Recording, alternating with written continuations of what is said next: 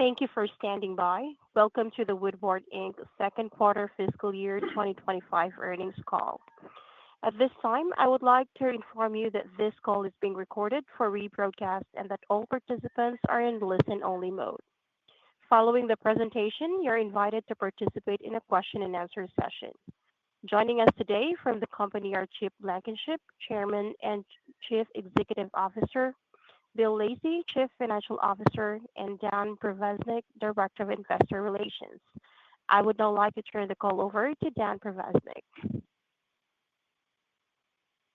Thank you, Operator. We'd like to welcome all of you to Woodward's Second Quarter Fiscal Year 2025 Earnings Call. In today's call, Chip will comment on our strategies and related markets. Bill will then discuss our financial results as outlined in our earnings release. At the end of our presentation, we will take questions. For those who have not seen today's earnings release, you can find it on our website at woodward.com. We've included some presentation materials to go along with today's call that are also accessible on our website, and a webcast of this call will be available on our website for 1 year. All references to years in this call are references to the company's fiscal year unless otherwise stated. I would like to highlight our cautionary statement as shown on slide 2 of the presentation materials. As always, elements of this presentation are forward-looking, including our guidance, and are based on our current outlook and assumptions for the global economy and our businesses more specifically. Those elements can and do frequently change. Our forward-looking statements are subject to a number of risks and uncertainties surrounding those elements, including risks related to potential changes in the macroeconomic environment and risks related to tariffs and retaliatory trade actions, in addition to the risks we identify in our filings with the SEC. These statements are made as of today, and we do not intend to update them except as required by law. In addition, we're providing certain non-U.S. GAAP financial measures. We direct your attention to reconciliations of non-U.S. GAAP financial measures, which are included in today's slide presentation and our earnings release. We believe this additional financial information will help in understanding our results. Now, I'll turn the call over to Chip. Thank you, Dan. Good evening, everyone, and thank you for joining us. We are pleased to report strong performance in the second quarter, with results in line with our expectations. Woodward's net sales were up 6% year over year, and adjusted earnings per share were up 4%, reflecting steady growth, despite headwinds from China on-highway volume and mix. Excluding China on-highway, our company posted revenue up 12% and operating earnings up 22%. These results are a testament to the outstanding efforts of our Woodward team members worldwide, even as we operate in a challenging and uncertain environment. As we enter the second half of the year, we remain on a steady growth trajectory, with our lean transformation continuing to pay dividends. Our aerospace plants continue to gain ground. During the quarter, we achieved new highs with significant month-over-month sales growth at some of our facilities. For example, the combination of our 2 plants in Rockford, Loves Park, and Rock Cut achieved record sales to OE and services customers combined, facilitated by accelerated onboarding of new frontline members and model line transformations reaching new levels of performance. Additionally, our Zeeland plant also reached new levels of output in the quarter on total fuel nozzle shipments, thanks to continued growth in GTF OE and service volumes. The LEAP and GTF maintenance cycle continues to develop, and LRU inputs and return shipments to customers doubled again year over year in the second quarter. In Smart Defense, we've made significant progress on our challenges with supplier quality, which enabled us to align production rates to customer demand. Our lean transformation has created the capacity and the forward momentum to deliver on aerospace volume commitments in the second half of the year. Our outlook for aerospace market remains bullish, even in the face of uncertainty. Despite concerns around soft forward bookings in the U.S. and some international routes, passenger traffic continues to grow and OEM build rates continue to increase. We are keeping an eye on inputs to MRO shops and fleet capacity reductions. Like others, we see a slower commercial services growth rate in the second half. We expect to see substantial growth continue in defense OE, driven mainly by smart defense. In industrial, we also achieved operations improvements that translated into financial performance. We increased output by 20 to 50% in various gas turbine systems value streams to support our customers' power generation growth plans through lean transformation efforts on our model lines and with select equipment additions for capacity and efficiency improvements. Moving from operational excellence to innovation, we are proud to announce a key milestone reached in the quarter with our Micronet platform, an advanced turbine control system for critical industrial and marine applications. Woodward delivered the first production Micronet XT advanced gas turbine control system for U.S. Navy DDG-51 class destroyer shipboard gas turbine generators. These warships provide a wide range of defense capabilities, and the Navy production contract covers 30 system deliveries through 2027, scaling to 135 systems over 10 to 15 years. This collaboration with the Naval Surface Warfare Center resulted in a significant upgrade in controller technology and capabilities. The next phase of the DDG-51 gas turbine control upgrade consists of the same Micronet XT platform, using additional features and capability, such as a fully redundant architecture to serve as the propulsion system control for GE LM2500 gas turbines. Low-rate production is preliminarily scheduled for 2026 through 2029, with 70 systems planned. Woodward has also been selected as the preferred propulsion control system supplier on the Korean Navy KDDX program. While the industrial end market outlook is mixed, the Woodward opportunity remains strong. Increasing demand for global power generation capacity continues, including data center power requirements, which represents opportunity for Woodward content in both base load and standby applications. The global marine market remains healthy, with strong shipbuild rates creating OEM engine demand and laying the groundwork for future aftermarket activity. While the fleet utilization remains strong, there is risk that utilization could decrease if trade tensions persist. Demand for heavy-duty trucks in China remains subdued. The recent government stimulus could have a positive impact on demand, although we have not received customer signals to support this connection yet. Looking ahead, a word about tariffs and how they may affect our second half operations and results. Woodward's production footprint is largely in region for region. Moreover, our supply base that serves each production site is largely in region as well. This production footprint and supply-based strategy results in less exposure to tariffs for Woodward compared to some other aerospace and industrial companies. However, increased cost pressure on any portion of our operations is worthy of attention. We are proactively working to mitigate the pressure on cost and any supply chain disruptions. Woodward is closely tracking early indicators from our end markets and customer forecasts. We are putting actions in place to mitigate tariff impacts, as well as manage impacts from a slight economic downturn. We are also monitoring whether trade tensions could increase sales risks. We have already experienced sales order quantity reductions for spare parts from Chinese airlines this month, and we are watching China on highway, marine transportation, and oil and gas market dynamics closely. Based on our strong first half performance and a better understanding of downside risk for the remainder of the year, we are reaffirming the top end of our guidance and pulling up the bottom end of the revenue and adjusted EPS ranges. The low end of the aerospace sales range assumes current level headwinds from supplier performance, Boeing rate break delays or moderate Woodward inventory destocking in the supply chain, and slightly lower commercial aerospace services revenue, most likely from lower sales of spare end items. The low end of the industrial segment sales ranges assumes a sequentially flat core industrial performance.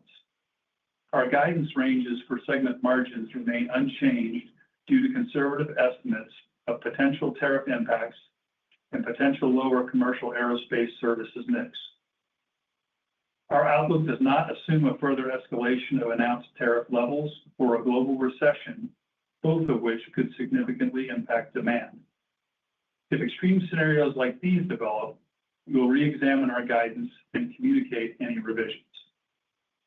We remain confident in our long-term prospects, as well as our ability to meet the medium-term commitments we shared with you at Investor Day in December 2023.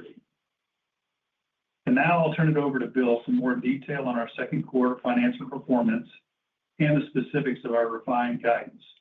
Positive news cutting through the noise and uncertainty. Over to you, Bill. Thank you, Chip, and good evening to everyone. As a reminder, all references to years are references to the company's fiscal year unless otherwise stated, and all comparisons are year over year unless otherwise stated. As Chip highlighted earlier, we had a strong second quarter in line with our expectations. Net sales for the second quarter of 2025 were $884 million, an increase of 6%. Earnings per share for the second quarter of 2025 were $1.78 compared to $1.56. Adjusted earnings per share were $1.69 compared to $1.62. Net cash provided by operating activities for the first half of 2025 was $112 million compared to $144 million. Capital expenditures were $52 million for the first half compared to $56 million. Free cash flow was $60 million for the first half of 2025, in line with our expectations, compared to $88 million. The decrease in free cash flow was primarily due to an increase in working capital caused by a slow start to the quarter. As Chip mentioned, we exited the second quarter with strong sales, which will be collected in the third quarter. As of March 31st, 2025, debt leverage was 1.5 times EBITDA. Regarding capital allocation, our strategy is unchanged. We continue to prioritize investing in organic growth, returning cash to stockholders, and pursuing strategic M&A. During the second quarter, we returned over $61 million to stockholders, including $44 million in share repurchases and $17 million in dividends. Through the first half of 2025, we've returned $111 million to stockholders, including $79 million in share repurchases and $31 million in dividends. We are on track to achieve our goal of returning approximately $215 million to stockholders in 2025, $150 million of share repurchases, and $65 million in dividends. We will continue to manage this with flexibility as conditions evolve. We have $130 million remaining on our $600 million stock repurchase authorization. Returning capital to stockholders is a key component of our capital allocation strategy, reflecting our confidence in the business and our ability to generate strong cash flow. Turning to aerospace. Aerospace segment sales for the second quarter of 2025 were $562 million compared to $498 million, an increase of 13%. Defense OEM sales were strong in the quarter, up 52%, primarily due to increased demand for our smart defense programs. Commercial aftermarket sales were up 23% in the quarter due to both price and higher volume. As Chip mentioned, we anticipate that commercial aftermarket sales growth will moderate in the second half of the year. Commercial OEM sales were down 9%, primarily due to a measured production ramp to customers' demand following the Boeing work stoppage. We anticipate that commercial OEM sales will return to growth in the second half. Defense aftermarket sales were down 8%. Earnings in the second quarter for the aerospace segment were the highest on record at $125 million. Margins expanded 240 basis points over the previous year to 22.2% of segment sales. The increase in segment earnings was primarily a result of price realization and higher volume, partially offset by inflation and unfavorable mix. Turning to industrial.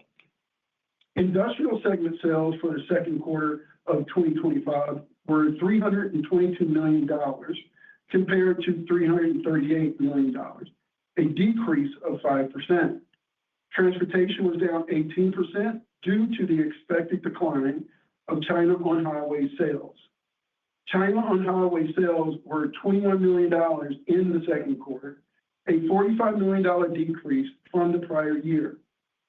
Our core industrial sales, which exclude China on-highway, were up a healthy 11%, with oil and gas up 21%, marine transportation up 13%, and power gen up 4%. Industrial segment earnings for the second quarter of 2025 were $46 million, or 14.3% of segment sales, compared to $65 million, or 19.3% of segment sales. Industrial segment earnings decreased primarily due to lower China on-highway volume and unfavorable mix, partially offset by price realization.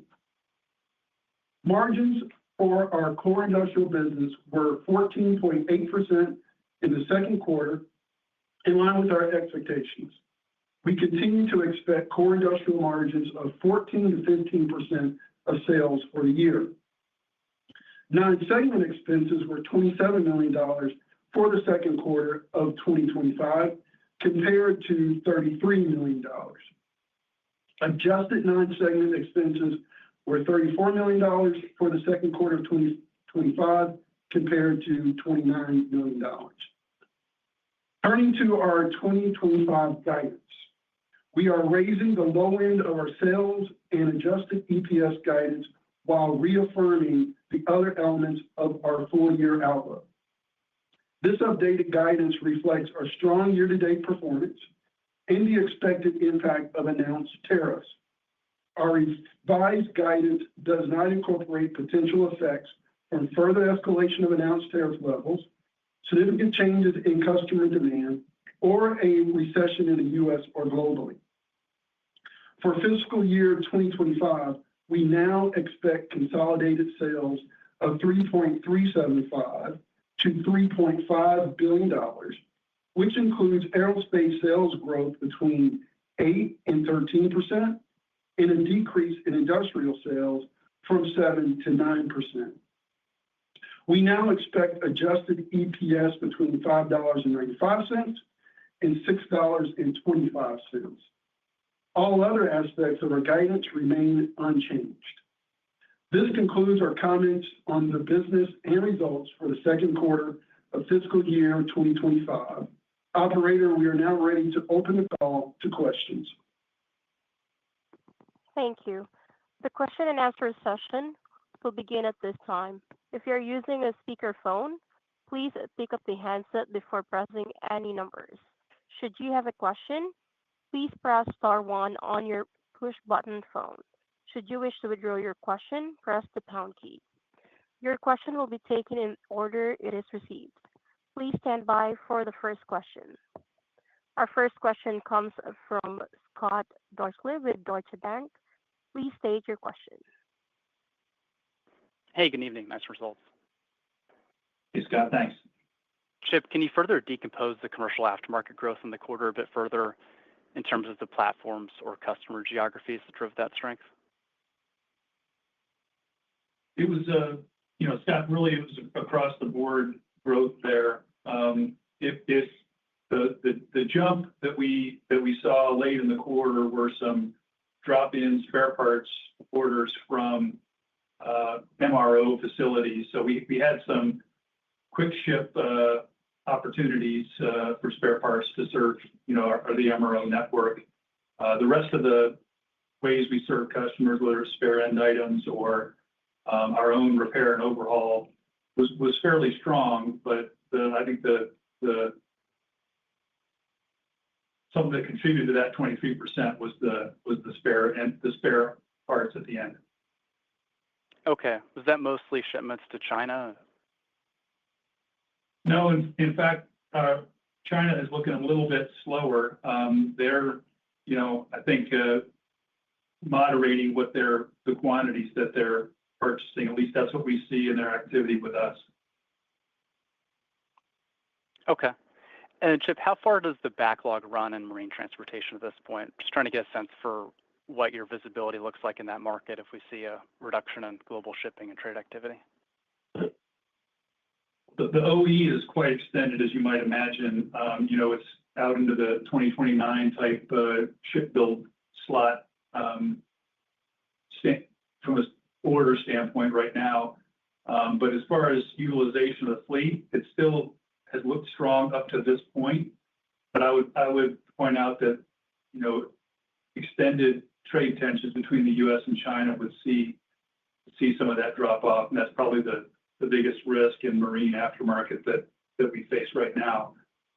There have been some calls, that you've seen in the news about the West Coast port activity maybe getting to be softer. So these are the type of signals we're looking at. Okay, thank you. You bet. Your next question comes from the line of Scott Mikus with Melius Research. Please state your question. Good afternoon. Good afternoon. Chip, Bill, the past couple of years, a larger portion of the earnings call and the Woodward story is kind of focused on the outlook for China on-highway natural gas truck market. It's also created a lot of volatility in the financial results. Just given that Woodward is an aerospace company and the broader trade tensions between the U.S. and China, does it make sense to maybe find a different owner for that product line? We're always examining our portfolio, Scott, and trying to decide exactly, what makes sense for us and our shareholders and our customers going forward. So I don't have any comments at this time about any actions that we might consider. I can assure you we continue to look at the portfolio as we go forward. Like I've said in prior earnings calls, what we're focused on operationally is trying to make sure that we're in the best position to serve our customers there with the best technology. When that market is good, we generate a lot of cash and a lot of earnings, and we want to be in a position to do that on an uptick. And right now we're focused on managing through this downturn as efficiently as we can with them. Okay. And then on the commercial OE side, when Hexcel reported, they noted some changes in planned ship set deliveries on the 787. In contrast, RTX said heat exchangers on that program are now where they need to be. So can you just give us color on what rate you were shipping on the 787 in this most recent quarter? And are you receiving orders from Boeing to support the production rate hike to 7 per month later this year? So we're in close contact with Boeing because we provide a number of ship set materials directly to them on certain programs. On the 787, largely we're supplying through GE on the GEnx powered 787. So we have a lot less direct visibility to how our order book correlates to their build rate.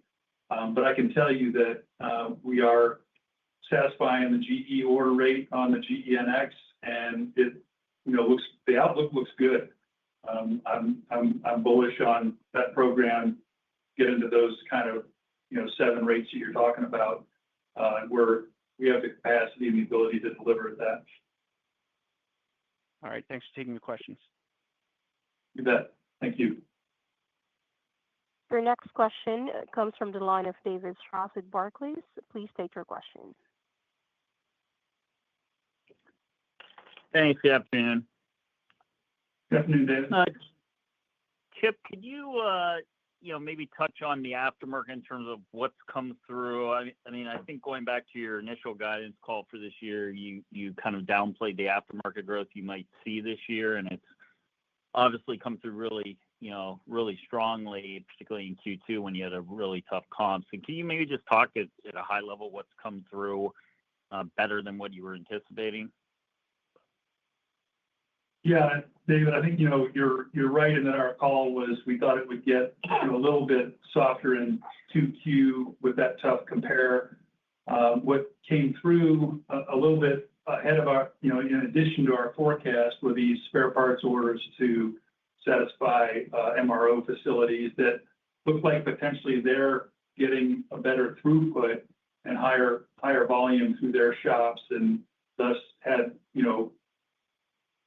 sort of a little bit of a short cycle demand on spare parts from us. And so that helped us have quite a good second quarter. Those kind of things don't often repeat. So I think I'm going to just move one quarter to the right on our prediction that it's going to be a little bit softer going forward with tough compares, as well as probably some spare end items softness as you look at two factors for that. One, the China part of the equation. We're now thinking that there's going to be less, LRU orders to support provisioning of those fleets, as well as we'll probably see the U.S. customers pull back a little bit on their order of the LRU spare end items, because that's the easiest thing to defer and push to the right, really, when you think about it. If there's an engine in the shop and the LRUs are routed for repair, they're probably going to finish that activity. So it's the spare end items and the China piece that I think, we could see some softness in the second half, plus the tough compare. Got it. Thanks. And Bill, on currency, the weakening in the dollar that we've seen here, how could that impact you guys going forward, given, I think a decent footprint in Europe? Yeah, we have seen slightly higher fluctuation. As we think about the translation piece, we obviously will get hit on the top line, but that gets offset down in the cost area. So we typically see that get balanced out and not hit us too much at the operating earnings level. And then there are some cash over in outside the U.S. that we have to watch the translation. The transactional aspect of it. But again, it will not be a major factor on our results. All right. Thanks very much. You're welcome. Our next question comes from Noah Poponak with Goldman Sachs. Please state your question. Hey, everyone. Yeah, hey, Noah. Bill, I'm surprised you left the aerospace segment margin guidance unchanged. It looks like that would require closer to a 25% incremental in the back half versus the over 40 you did in each of the first and second quarter. Can you talk about what drives the aerospace segment margin in the second half? Sure. Yeah, we're really great and happy that we got over 40% incremental in the second quarter, Noah. As we look to the back half, we do expect defense OE to be a much greater share of the volume. So that will moderate the incrementals that we saw in the second quarter. We've always stated that we like to see our incrementals around 30 to 35%. And so we would expect that to moderate in the second half. Additionally, we talked about tariffs, and it's not a major issue, but we are cautious in that it may impact us some. So we felt it was prudent, Noah, to keep that margin guide where it is currently. Okay. What have you seen for LEAP aftermarket through the first half, and what are you expecting in the back half and into 26? So as I said in the remarks, we've been a few quarters in a row of seeing that volume double year over year. So, as we look at what our model was for performance of the LEAP fleet, we're very pleased with the progress on that. So news so far, and we feel like that trend will continue for a bit this year, the rest of this fiscal year for us. Of course, that curve may turn over a little bit as the compares get bigger because it's doubling off a fairly small base. But we feel like we're on track for the outlook that we gave at the Investor Day, where in the 27 to 28 timeframe, we keep seeing the similar volumes of aftermarket activity from the LEAP GTF compared to the legacy narrow-body fleets. Okay. And what was the unit growth in the aerospace segment in the quarter? Yeah, no, we saw good growth from both the price. Overall price was about 7% at the 7% at the Woodward level. Aero's price was a little bit stronger than industrial price, but both contributed. And so we did see good volume as Aero delivered that 13%. Okay, great. Thank you so much. You're welcome. Our next question comes from Matthew Akers with Wells Fargo. Please state your question. Yeah, hi, good afternoon, guys. Thanks for the question. Chip, I think you had talked last quarter within aerospace, I think commercial OE versus aftermarket, kind of similar growth for the year. Could you kind of update on where those stack up, or has one of those changed relative to the other for the year? Yeah, thanks for that question, because second quarter was a little bit out of the ordinary in terms of us seeing higher commercial aftermarket growth than we forecast, and then OE being a bit down due to the way we responded to the Boeing return to work challenge. So those two things made the second quarter look a little bit unusual, but I think for the fiscal year 25, we're still going to be in about the same zone for OE and aftermarket growth in the commercial space. However, defense OE is we think that's going to continue to be very strong growth for the second half. Yeah. Okay. Thanks. And I may have missed this, but what's the latest full year China on-highway expectation? Has that changed at all? Yeah. We came out with around 40, and with the Q2 performance being roughly $10 million more than we expected, we're moving it up to around $50 million. Okay, great. Thank you. You're welcome. Your next question comes from Christopher Glynn with Oppenheimer. Please state your question. Thank you. Good afternoon. Good afternoon. I had a question on industrial. Oil and gas was very strong. Wondering if there were any one-time volume benefits or otherwise pulled forward given across the industrial segment, given even at the high end of the full year guide, you're running about $20 million a quarter lower than the second quarter. I realize China is about a $10 million diminution of the run rate. I'll kick it off and maybe hand it over to Bill on the last part of your question. But as far as oil and gas goes, I think we've said this before. It's a bit lumpy for us because quite a bit of what we do in oil and gas is project related. And so it was a strong quarter. A lot of the delivery material that we provide to oil and gas is also power gen related, whether it's powering pumping stations or it's part of power generation for a platform or for a LNG site. So the 21% is a big increase, but I think it moderates through the year, and it in fact is, like I said, quite lumpy. Okay, that makes sense. I'm sorry, your second part of the question? I think that covers it, Bill. I think, China would be the other piece for the industrial segment, bridging the second quarter absolute revenue versus the implied back half.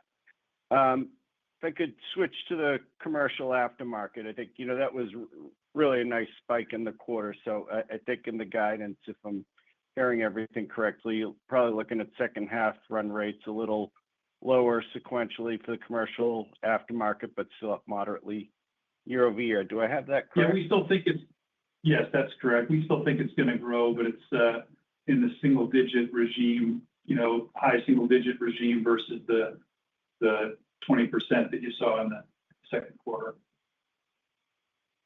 Okay. And just a little bookkeeping, the corporate expense a little higher. We're still talking 3.3%, I think you cited last quarter for the full year? Yeah, Chris, we are still calling that level. We'll have slightly higher sales in the back half. And so we do expect for us to hit that in the full year that we got it on earlier in the year. Thanks. And if I could sneak one more, and I think pricing, outperformed in the second quarter, probably what you implied previously for the year. Is that just, learning curve on value pricing toolkit across the organization? Yeah, we've had two solid quarters of pricing this year, and I think it is us continuing to get a better understanding of our value pricing, and we had some volumes come through in the right place that also helped to push up the price that we achieved. Understood. Thanks, guys. You're welcome. Our next question comes from Michael Ciarmoli with Truist Securities. Please state your question. Hey, good evening, guys. Thanks for taking the questions. Chip, could we just dig into that? I just want to make sure I understand the the commercial OE and aftermarket. So aftermarket tracking to maybe high single digits for that second half, that implies something like 14 to 15% growth. Did I hear you earlier say that OE and aftermarket should grow at the same rate? I mean, those would be pretty heroic growth rates to get commercial OE up on par with the same growth as aftermarket. No, I don't think they'll. What I meant was that over the year, they'll come back to what we said at the beginning of the year, that we kind of gave an order of battle, if you will, in terms of how things would stack up, with defense OE being the biggest growth. Okay. Followed by commercial aftermarket, followed by commercial OE.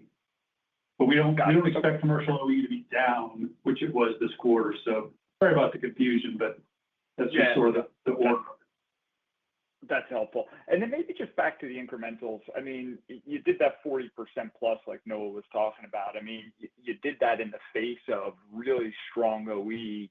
You're going to get the commercial OE ramping, which, has never really been truly dilutive to your margins. Is it really just a function of aftermarket kind of normalizing in the second half that's giving you some pause on those high incrementals? Again, on our commercial OE, we do make money, but to the 40% incremental, it is dilutive to the 40%. As we talked about, we look to have 30 to 35 in Aero. And so what happens in the second half is, again, in Q2, we didn't have as much commercial OE, which helped incrementals. We will have more commercial OE in the second half, and we'll have greater defense OE, and that will translate into still really good incrementals in our 30 to 35, but it will not sustain at the 40% level. Got it. That's fair. Perfect. Thanks, guys. I'll jump back in the queue. Thank you. You're welcome. Our next question comes from Sheila Kahyaoglu with Jefferies. Please state your question.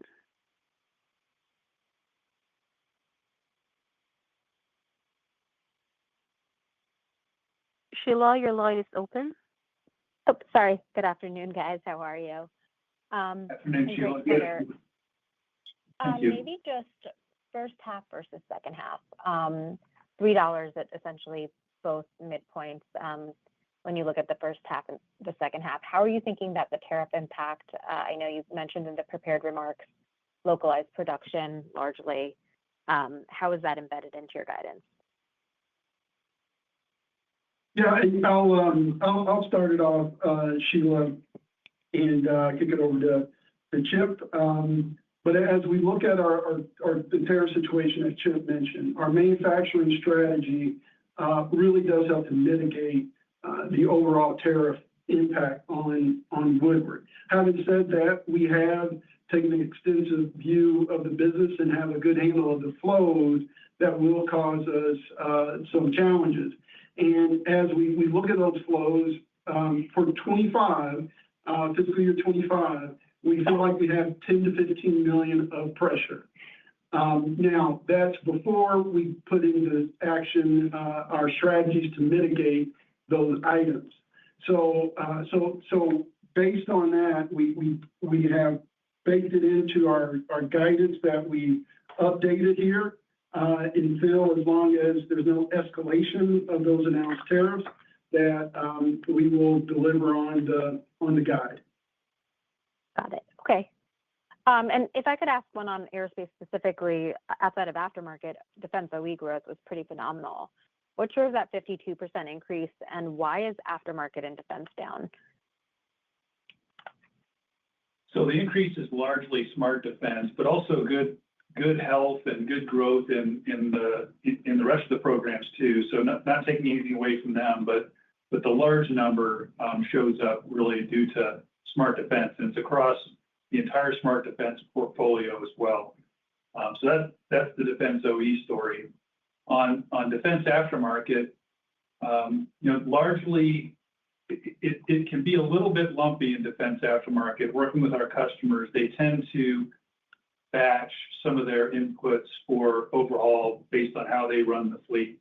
So we don't see any difference in op tempo or anything fundamental that would drive defense aftermarket down.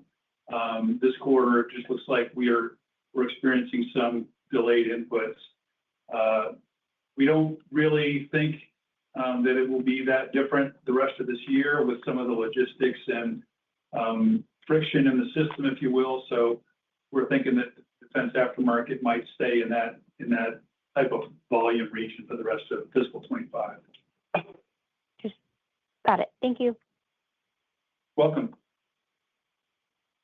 Our next question comes from Spencer Brisky with TD Cowen. Please state your question. Hey, thank you. I was wondering if you could provide an update on JDAM and where we are with the higher pricing from the new contract rolling through, as well as volumes. Thank you. Yeah, as we talked about, the JDAM demand has been strong. Secondly, the supply chain has been pretty healthy, so we've been shipping at a pretty good clip here. If those things continue, we would expect to get through the older lots of JDAM and get to the higher price lots sometimes in Q4.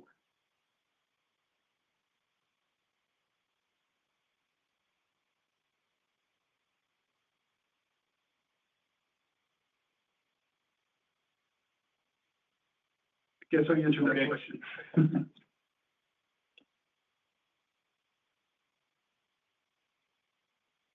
Operator, can you move on to the next question?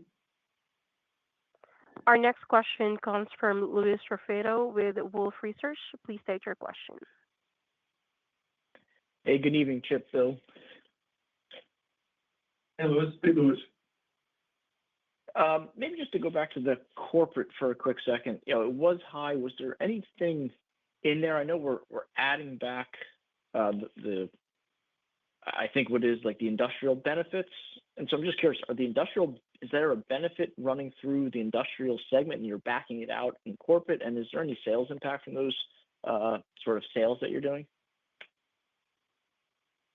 No, Louis, we're not. It's a simple answer. Okay. I know, I think last quarter you guys had last quarter you said you were backing out the product line sales benefits and I don't know if that's exactly what it was again this quarter. So we did just back out those benefits in adjusted amount last quarter, and that doesn't repeat. It's a one-time gain. But is there a sales benefit running through somewhere as well? No. No. So okay, no sales benefit, and then you're just backing out the income. So your what question drove? is just on the non-segment? Yes. Or yeah. So again, on the Greenville, we adjusted that gain out. Sorry, we adjusted to sell a Greenville out this quarter out of non-segment. Okay, but is there a benefit in industrial from the gain, and you're just adjusting it out in unallocated? No. We moved it out to non-segment, and then we adjusted it out of non-segment. So aero is clean, industrial is clean. Okay. And so what caused the step up in non-segment? It's just a big number that we haven't really seen before. The non-segment, some of it is the timing of us doing with our equity, our long-term incentive program. That gets done in the second quarter. Historically, this switch happened last year, and from first quarter to second quarter. But other than that, that's it. All right, no, that's helpful. Thank you, Bill. And then I guess one more. I just want to make sure I heard you right. Was China Industrial $20 million in the second quarter or $29 million in the second quarter? Yeah, 21 million to be exact, 21. All right, great. Thank you very much. You're welcome. Mr. Blankenship, there are no further questions at this time. I will turn the conference back to you. We'd like to thank everyone for joining today's call. Ladies and gentlemen, that concludes our conference call today. A rebroadcast will be available at the company's website, www.woodward.com, for 1 year. We thank you for your participation in today's conference call and ask that you please disconnect your line.